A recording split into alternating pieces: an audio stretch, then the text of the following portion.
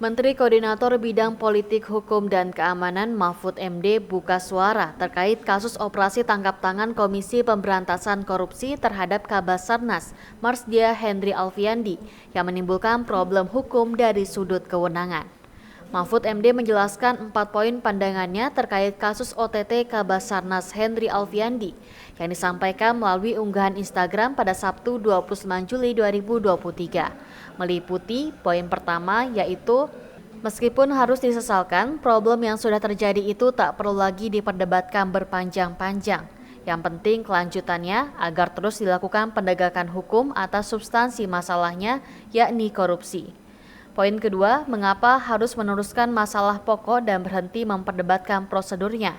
Sebab KPK sudah mengaku hilaf secara prosedural, sedangkan di lain pihak TNI juga sudah menerima substansi masalahnya, yakni sangkaan korupsi untuk ditindaklanjuti berdasar kompetensi peradilan militer. Poin ketiga, yang penting masalah korupsi yang substansinya sudah diinformasikan dan dikoordinasikan sebelumnya kepada TNI ini harus dilanjutkan dan dituntaskan melalui pengadilan militer. Perdebatan tentang ini di ruang publik jangan sampai menyebabkan substansi perkaranya kabur, sehingga tak berujung ke pengadilan militer.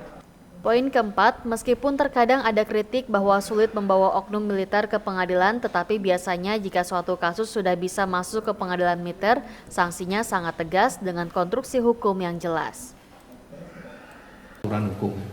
Di dalam Undang-Undang Peradilan Militer itu diatur mengenai masalah penyelidikan, penyidikan, penuntutan, proses persidangan, dan juga pelaksanaan eksekusi. Semua sudah ada di sana. Oleh karena itu, di sana juga dengan tegas ditetapkan bahwa bagaimana itu penyelidikan, bagaimana itu penangkapan, bagaimana itu penahanan.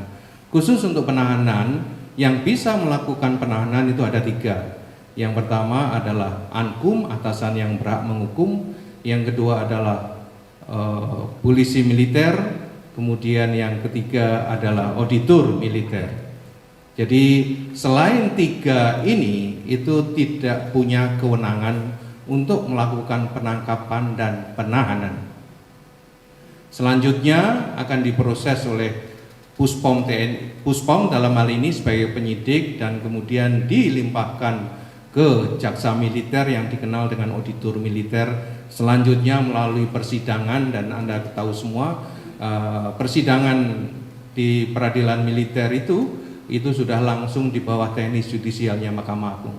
Jadi tidak ada yang bisa lepas dari itu.